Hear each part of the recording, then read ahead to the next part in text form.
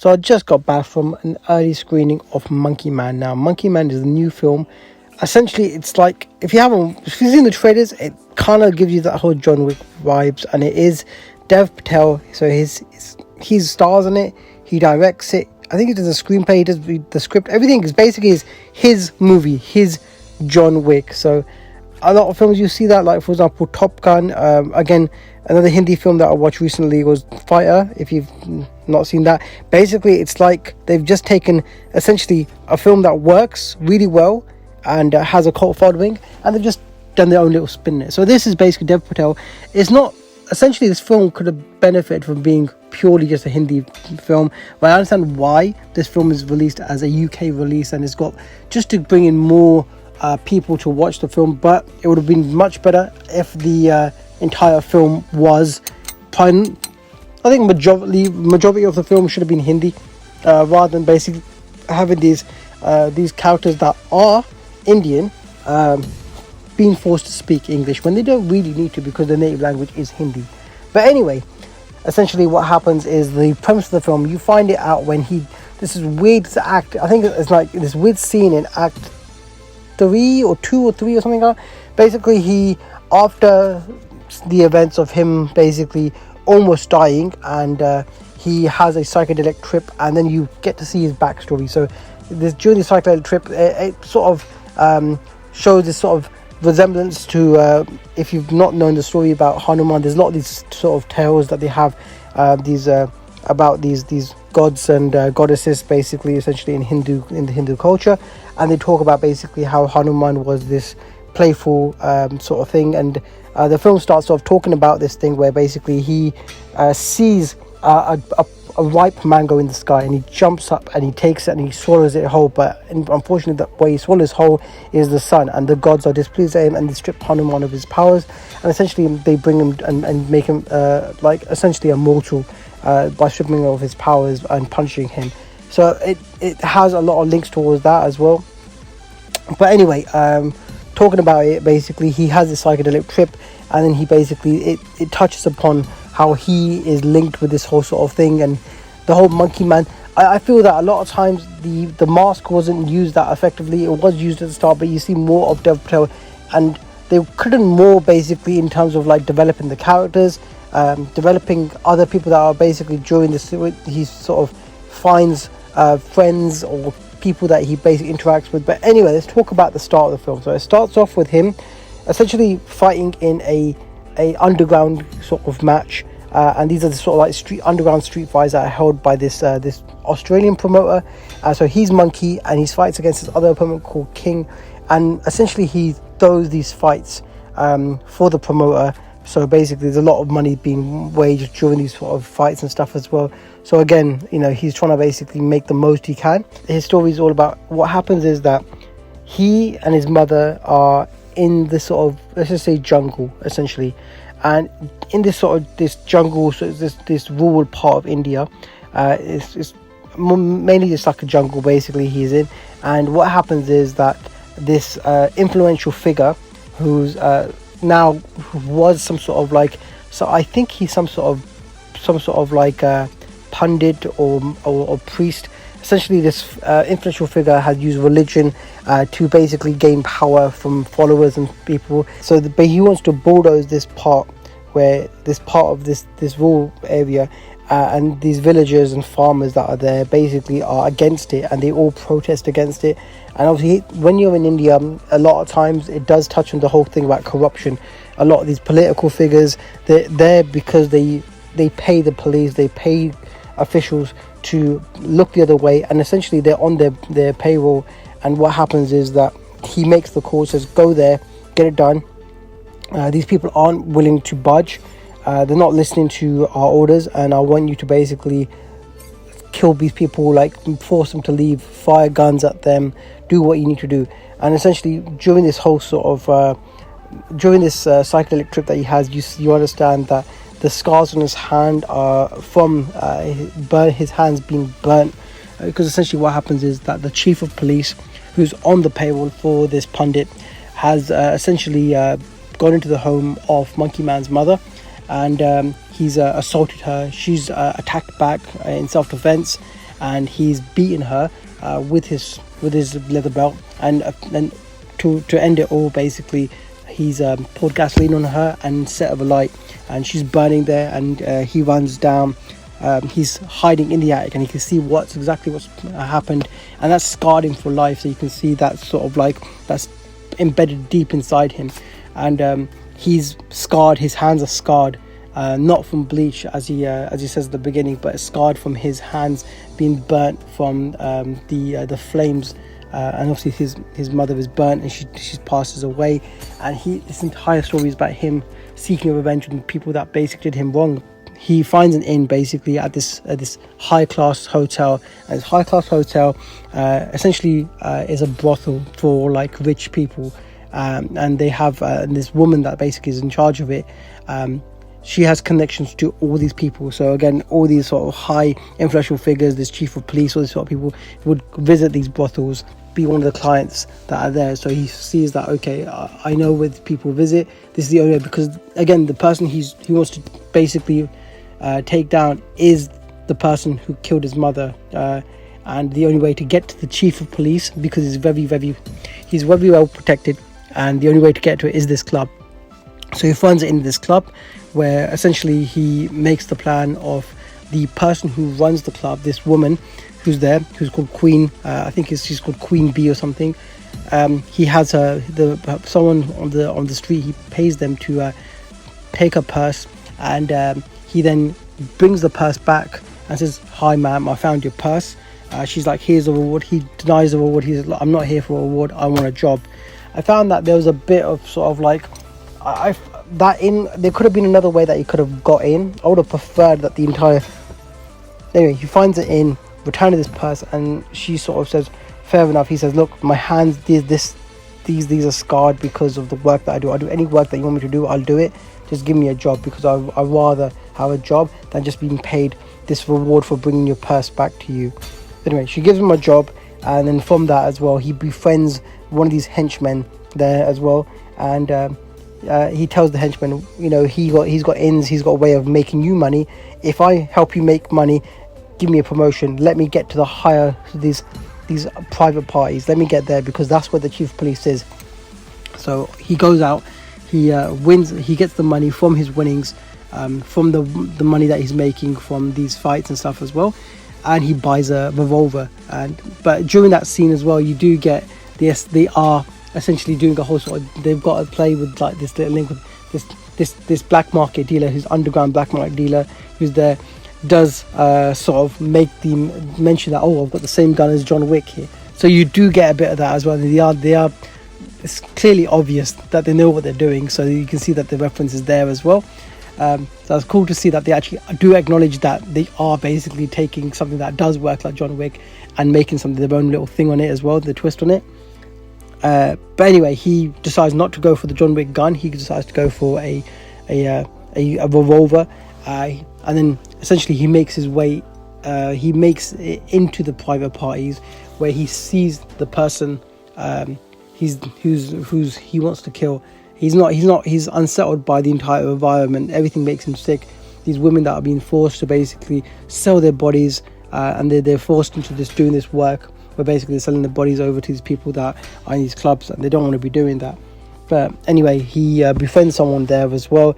This one of the working girls, and she kind of understands that, okay, she kind of, I think she feels some sort of like link towards him. She talks to him. She says, "Why are you doing this? If you don't like what you see, why are you here?" But he says, "I'm doing this because I have to earn money, this and that." It gives her the story anyway, and says that, "Look, everyone's got to do their own little thing. I'll manage." But you see that. But anyway, he finally makes it to this high class club, and where he essentially puts bleach into some of the drugs, because again, these in these private parties, they are giving out essentially cocaine here as well. So even there's officers there that are sitting there by the table. Everyone's getting these small little vials of cocaine and doing lines of cocaine in this club, and you can see that. And then where he goes ahead and just he spikes one of the little vials of cocaine. The head of chief of police sort of feels a burning sensation, goes into the restroom. He follows the chief of police into the restroom, and this is kind of where everything just falls apart. His entire plan falls apart. He gets the revolver, stands next to the chief of police, and he sticks the revolver in his head. And he doesn't pull the trigger. He hesitates and doesn't pull the trigger. He's distracted by one of the people that are coming out of the toilet stalls, and that gives the chief of police a momentary, gives him the chance to basically take his gun off him. And during this entire fight, you can see that he's pretty banged up. He does inflict a severe knife wound to the head of this guy. Strangely enough, afterwards you don't really see that wound. I would have preferred if they did actually highlight that, because again, during that struggle with the chief of police and his mother does cut the chief of police, and you can see the scar on his ear, so he has got a scar from the cut. And I would have actually liked for them to see the actual scar that he made when he basically fought back against this guy. But yeah, this guy Rana Singh, the chief of police, he survives this ordeal.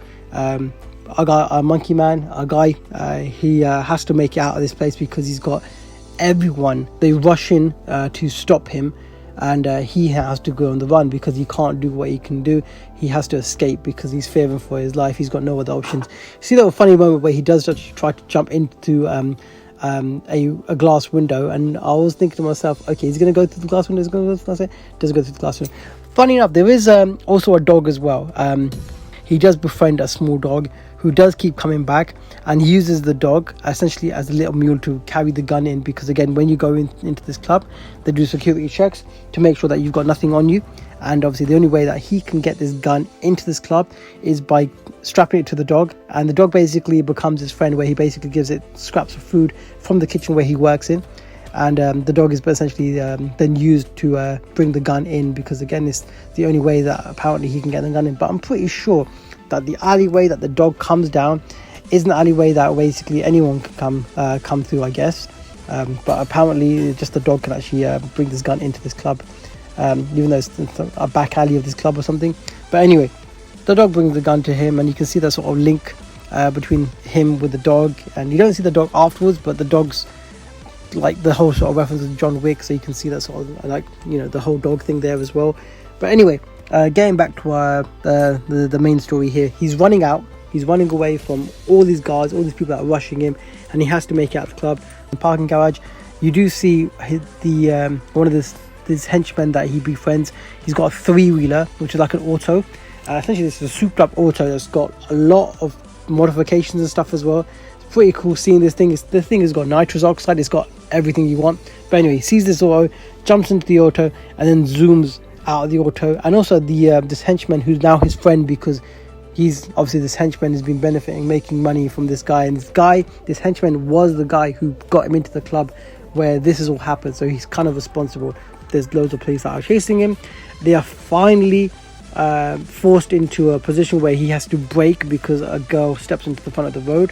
When the auto brakes, they get hit by a 4x4, this sort of police jeep. One of the henchmen runs out. He's taking cover. He says, look, I can't be here. Our monkey man is now hit in the head with a hockey stick. He's unconscious and he's put into a police van and now handcuffed. But here I'm thinking to myself, okay, he's going to be strung up somewhere, he's going to be beaten up. So I'm thinking to myself, because when you're in an Indian jail, you do not want to be in an Indian jail, especially if you just try to take out the head of police. They will beat you to like the inch of your life. But anyway, he's not there. He's still in the van. So he realizes where he is, and there's a bunch of officers in this van. So he makes his way out of the van by killing a bunch of these officers. He's now on the run, and here you find that he goes into yet another brothel. I'm thinking to myself, what fucking part of India is he in? How is he just going into these random brothels here?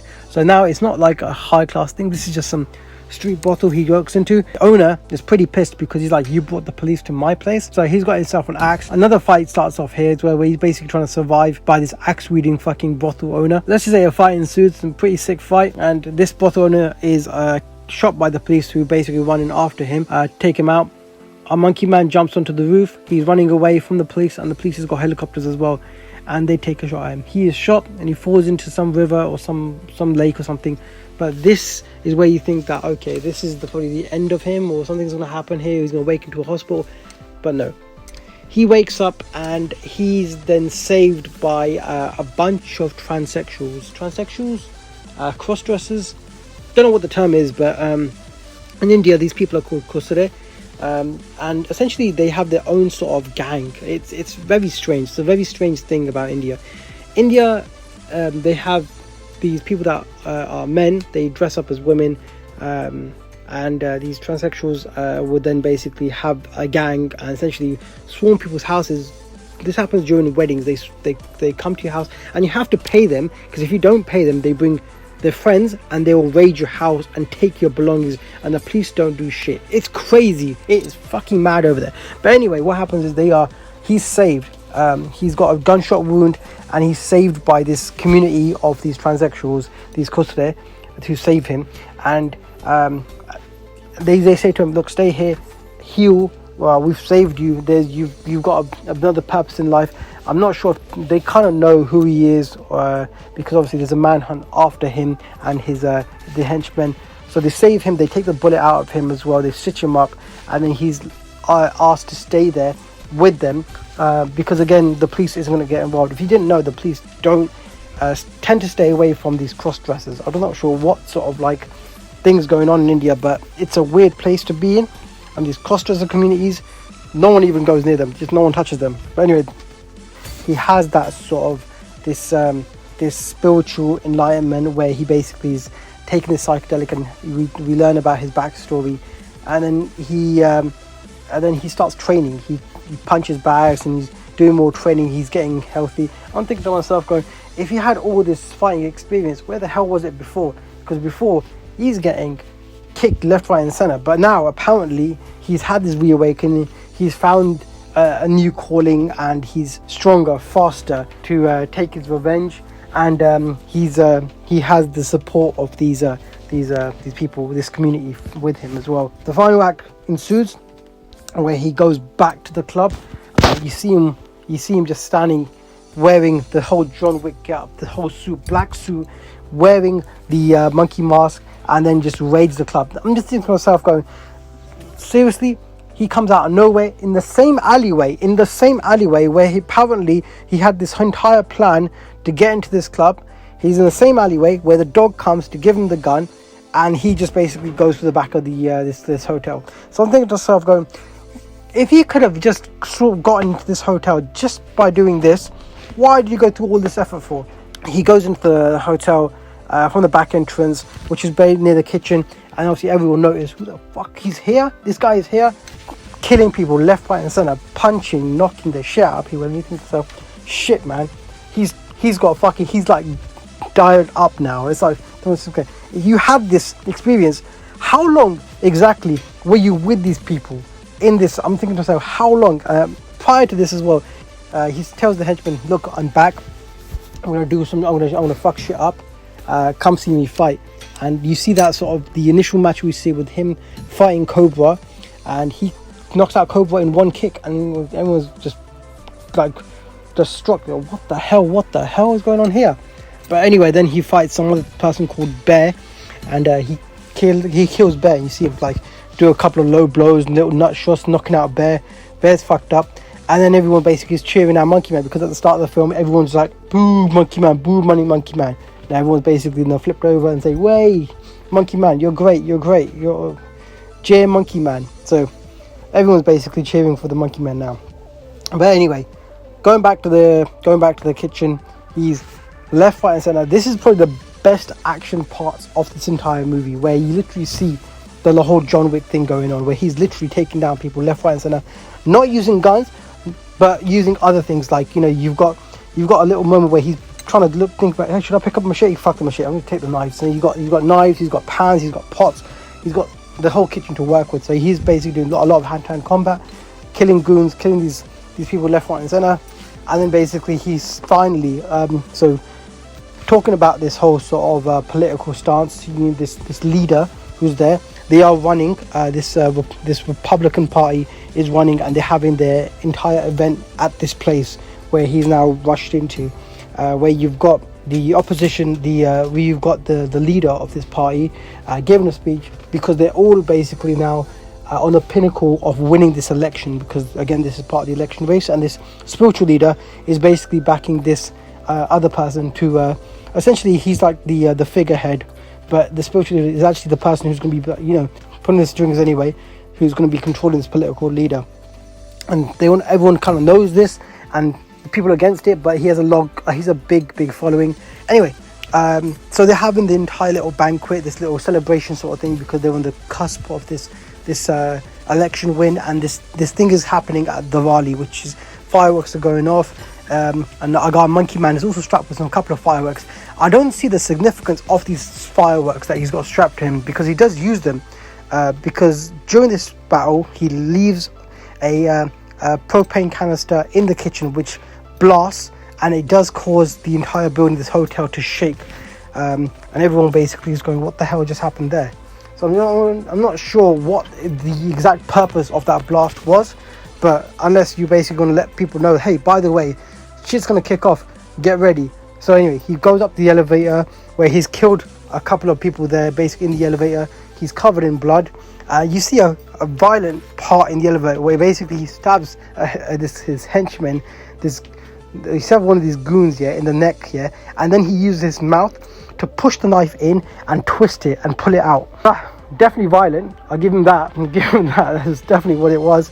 But yeah, he steps out the elevator and everyone basically just is then just in shock. The political leader steps away. The spiritual guy is then basically he just leaves anyway, because else he has to seek refuge. And the chief of police is also there as well, who steps into the elevator and basically goes away as well. So everyone's basically there. Everyone's like, oh, you know what, all these henchmen, all these goons, all these people, you can deal with this guy. We don't want to be here, so we'll just escape. He's surrounded by probably, I would say, 30-40 goons here from Queenie's place. He's kind of he's outmatched. He doesn't know what the fuck to do. Apparently these cross-dressers are also some sort of like crazy warriors that have got like these grass cutting knives, these little scythes that they're in their hand. They have this. I'm scared for them. I'm like, shit, man, if these people weren't paid and they visited your wedding, they'll come like this. Fuck. Anyway, these guys mean business. So anyway, they make their way also to this place where this party, this function is going, and they're dressed in like saris, lenge, whatever these things are, and they're equipped. There's probably there's a team. There's like a full set of Power Rangers going on here, man. There's a team of like what, 7-8 of them. I don't know what's going on here, but anyway, these guys are all versed in like mixed martial arts apparently, and yeah, I do not want to get on the bad side of these people after watching this thing. If that's legit, fuck, man, I do not want to fucking offend, or I understand why the police stay away from these people. These people are crazy. So now you've got this whole sort of see-through like fight thing going on with Dev Patel here, our guy Monkey Man, killing dudes like left, right, and center, like just hack and slash, which is cool. Don't get me wrong, which is pretty sick. But yeah, you see him towards the end where basically then he's like this woman, the woman that I was thinking to myself, where is she exactly? But anyway, she pops out of nowhere. She's got a gun. I'm thinking to myself, going, she's got a gun. Why don't all these other people have guns as well? But anyway, these guys didn't have guns. Queenie has a gun. She shoots the gun off, and Monkey Man's hiding behind this place, and she's like, "Get the hell out of here! Get out of here! Go on, step out so I can shoot you in the head." And then obviously, this girl that he befriends, one of the working girls that he befriends, hits Queenie on the head, and I'm not sure if she hits him, she kills her, but apparently that she hit her so fucking hard with that steel tray, and apparently Queenie's dead. So I'm thinking to myself, really? It took that to kill her. He then uses that exact tray to smack and cut off her fingers, because apparently her fingers unlock the elevator. I can only assume that he knew of this because of working there, but they don't really clarify that. So most people were thinking, how did he know that her finger can unlock this secret elevator to go to the next level? And apparently that's a thing. He's now a bit more composed in this fight. He's ready. So you can see he's got his hands up. You can see the camera pan down, shows them. This is like it gives me sort of like Enter the Dragon sort of vibes, you know, with Bruce Lee sort of thing here, you know, where you've got like these little mirror, these reflective mirror like sort of decorations. We don't see the scar on his face from the knife wound. So I'm just thinking that this guy must have fucking been like this hyperbolic time chamber with these cross-dressing people, this community, for a good year or something. I don't know how long he trained with these people, but he wouldn't have been there for a long time because you don't see any scars. So I'm just assuming that a lot of time has passed during this sort of arc where he's recovered from the gunshot and all this sort of stuff's happened here as well. I don't know. I'm just guessing. I'm just making shit up as I go. Ron is outclassed here. He's throwing Monkey Man around here and there, but he is on the losing end here as well. He repeatedly hits him again and again and again and again. Left him a puddle of blood. I would have been very poetic. Douse him in like some sort of alcoholic beverage or something and just set him alight and have him burn. That would have been the poetic end to this entire thing. But anyway, he doesn't do that. During this whole Rana fight, you see the political leader that's there, and he basically just runs away because he has no real significance. I was thinking that during the elevator scene when he's going up to see the final boss, which is the spiritual guy, he would have thrown the knife back and killed the political guy, but he doesn't do that. He just lets him run away because again, he's just a pawn. Has no real significance to the story. Because again, he's not the person that basically caused the death of his mother, and he's not part of this whole revenge arc. But anyway, going up, final level, you see the spiritual leader right there. He's just casually just sitting there with his foot in the water, just swanning it back and forth and says, well, you did all this, yeah? For what purpose? Life is a circle. There's all this fucking spiritual bullshit talk, this and that. But talks about this, you know, talks about how, you know, everything I do is for my people, is for this, is for that. This bullshit. And then talks about his sandals. He says, look at these sandals that I've got on the side of this sandal. It says, forgive me for every step that I step on Mother Earth. I need pain and suffering that. And basically, with these sandals, the part that holds the sandal, the top part where you grip it with your toe, apparently those are knives. Okay, anyway, he pulls that part out and he stabs Monkey Man with that part. In that sort of part, I would have thought that Monkey Man would have just fucking thrown him out the window, but he doesn't. He stabs him with that. He gets the other one from the other sandal and tries to stab Monkey Man. Monkey Man stops him with his palm of his hand, stops the knife. Knife is embedded into his hand, and then pulls out the knife, stabs the spiritual leader here, and the spiritual leader is now, you know, asking him, stop, you don't have to do this. And obviously it ends with I got Monkey Man then pushing the knife into his neck. I would have thought at this stage, you're at the top of this building. At the top of this building, yeah, there's a helipad. I was thinking to myself as well, he's going to get to the top and this guy's going to be with the helipad. But apparently he has to wait for the helipad. And here with the helicopter, and he says, look, my helicopter's here. And obviously he gives him that momentary distraction to take out the knife, stab Monkey Man with this knife, which is embedded into his sandal. Well, I was thinking to myself, they could have just done it differently, where basically he's leaving to escape. And then could have done something more different. And then I would have hoped that spiritual leader was thrown off the building. Would have been cool seeing that sort of thing. And then basically the crowd beneath see this leader now dead, and then that's the end of it, maybe. But they didn't do that. It just basically ends with him killing the spiritual leader and then fade to black, the end of the film. So that was Monkey Man. That was my entire rundown of exactly what happened with the film. I have to admit, it wasn't a bad film. Again, like I said at the very beginning, I would have hoped that this film was purely Hindi. Having a film like this, the reason being, having a film like this, a great stellar action film. If I was to put it with like a Hindi action film, this is like top tier. This is like up there with some of the best Hindi action films, like hands down. Okay, but I understand why they've done what they did with having a more English speaking audience and having elements of this Hindi into it as well. But having a Hindi release and this sort of thing, I'm not sure it would have passed because of the nudity and the nuances of the film with the corruption, the police, all this sort of stuff. I think it might have been just not. They wouldn't have been able to actually release it in India. Maybe, I'm not sure if there would have been some sort of problems there as well. But then I understand, kind of getting an idea of why exactly they've done it the way they've done it. And I have to give props to Dev Patel. It's a decent film. I'm not sure this was the first film he's directed and produced himself and acted in as well. But you know what? It's a triple threat. It's a good film. It's a good action film. But again, I still have my sort of, I would say as a rating, Good film.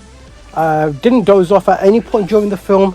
Kept me glued essentially to the screen. A few little comedy moments here and there as well. Made me sort of laugh here and there. You know, give me a bit of comedy here and there, not too much, but mainly just action. But yeah, gets us a good solid rating, 7 out of 10. So this is Monkey Man. Tell me what you think. Have you seen it yet? Are you thinking about watching it? You know, again, I would say, if you get the chance, maybe. If you like action, if you like John Wick, it's a good film to watch. But anyway, this has been Ace. Hope you enjoyed that. Like, subscribe. See you guys next time. Ace out.